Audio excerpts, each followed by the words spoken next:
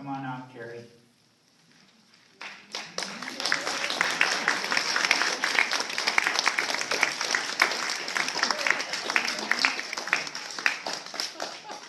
Hello, members of the Women's Christian Temperance Union here in Wichita, Kansas. I'm so glad to be with you today. I've been invited by the president of your WCTU here, Mrs. Jack Ham, and I'm very glad she asked me to tell you about this great cause that we are all working on together, and that is the cause of getting women to vote. In this country, no man can be free unless he is the son of a free woman. And a free woman is a woman that can vote. So I want to tell you, yes, thank you. My name is Carrie Nation, and I was born in 1865 in Kentucky. And my father was a wealthy cattle dealer, and we had many slaves, and he was also a slave dealer. I had very, very little education. I was basically self-educated myself. My only playmates were the little slave children that ran around our farm, so I grew to love those folks who lived on our farm. However, I was not a happy child. You see, my mother was a little touched in the head, as sometimes people say, and she was just not herself so much at the time, and I wanted so much for a mother like other children had that would tuck me in at night and cuddle me and read me stories. But you see, she thought for a long time that she was a lady in waiting to Queen Victoria. And so she would talk about what was going on in the palace and all those kinds of things. And then one day she woke up and said to my father, "What are you doing in the Queen's bed?" You see, she had elevated herself from lady in waiting to Queen Victoria.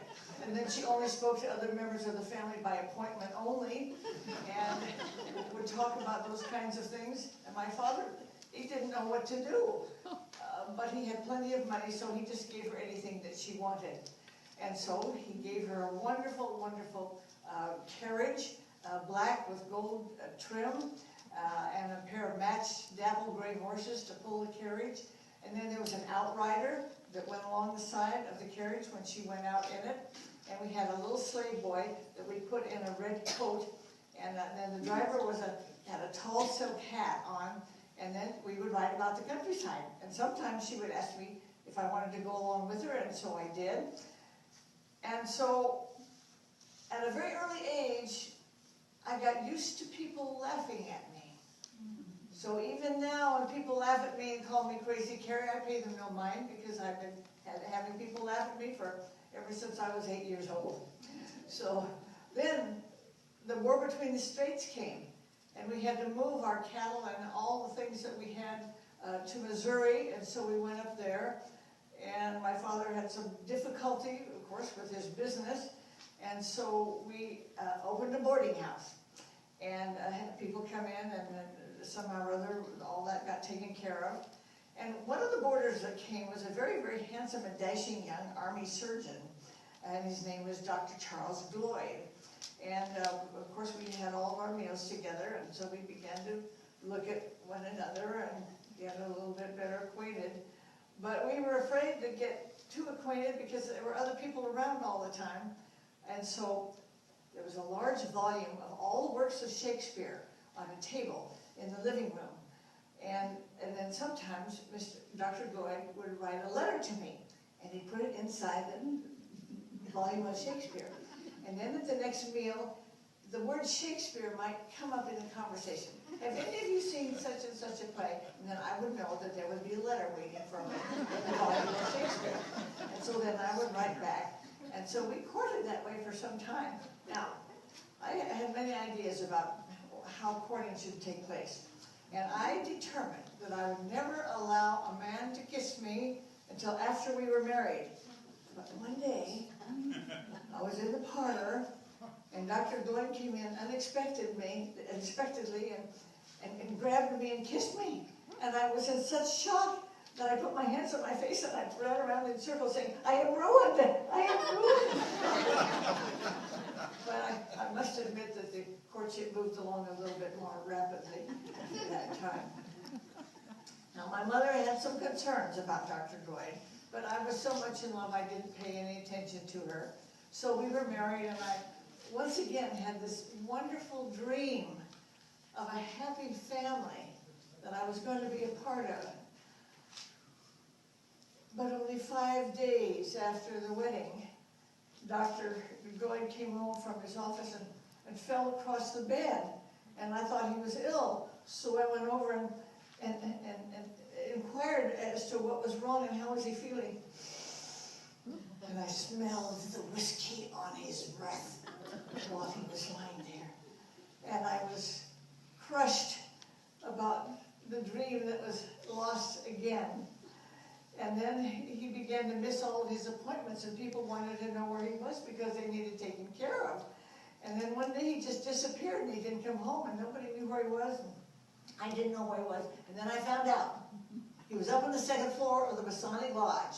They'd been hiding him all that time. Now, I think the Masons are the work of the devil because they kept him hidden all that time. And I have been angry at the Masons ever since then. And then I found out that I was expecting a child. And I was so upset and thought to myself, I cannot do this. I cannot raise a child in the home of a drunkard. And so I wrote to my father and asked him if I could come home after the baby was born. And he said yes, and then by this time Dr. Duarte knew that I didn't want to stay, and so he begged me to stay. He said he would die if I didn't stay with him. But then the baby was born, our little girl named Charlene, and then I left for my father's house, and a short time later, Dr. Duarte died of delirium tremors. And so I was with my parents for a little while, but I needed to help support myself. And Dr. Duarte's mother had come to live with us after we got married. She needed taken care of, and I felt an obligation to still take care of her. And so I took all of Dr. Duarte's medical equipment and all of his tools and instruments and things like that and sold them all. And I went to normal school to learn how to be a teacher. And so I taught school for several years. And then one day, the superintendent came in to me and said that he was letting me go, that I couldn't teach there anymore. He said because I wasn't doing a good job in helping the children learn how to pronounce words. And I couldn't do anything about it. And so I left. But I noticed that the very next day, the niece of the school board president came and took my class. And I was wondering if that were the real reason why I had been let go. So once again, my life had made a terrible turn, and my father helped a little bit, but we were not doing well at all. I was still the baby, and then I had Dr. Duarte's mother, and I did the only thing I could think of. I just began to pray day and night, for God to help me. And finally, the only thing I could think of was to find another husband to help me solve my problems and get married and maybe try at a happy home. And God answered my prayers. About a week later, this tall and distinguished looking man, older than I, but very distinguished, came to our town, and we looked at one another, and my heart beat a little faster.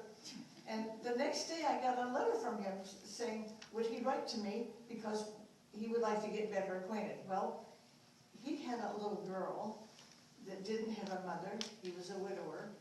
And I had a little girl that didn't have a father. And so we got together. And we're married for 24 years, but it was not a happy marriage. David Nation was rather meek and mild, and I had some difficulty with that. And so I just never seemed to be able to find happiness anywhere. And he was a lawyer and a newspaper man, And so he was busy, and we were making a living, and so I needed that, and we needed to eat and needed a place to stay. And so we just kept doing that. And then we moved, and we went to Columbia, Missouri.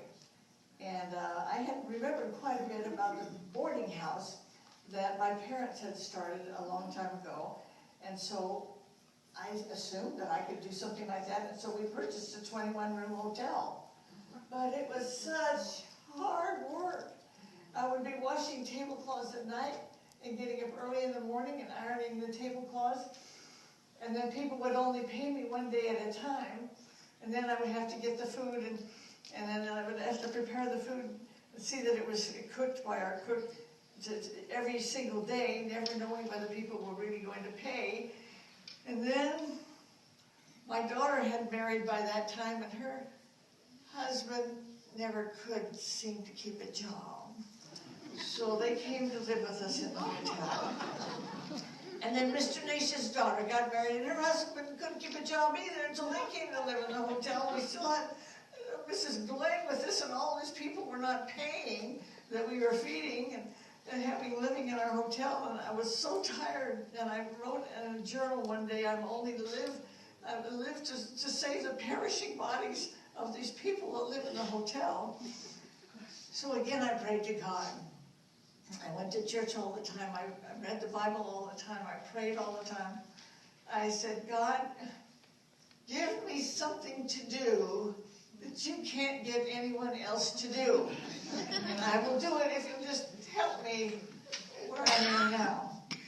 All about this time, I began to get more involved in the Women's Christian Temperance Union. It seemed to be very helpful to me since I had lost my first husband, and I was still very angry at the whole idea of people drinking too much and making other people miserable, which is what happens.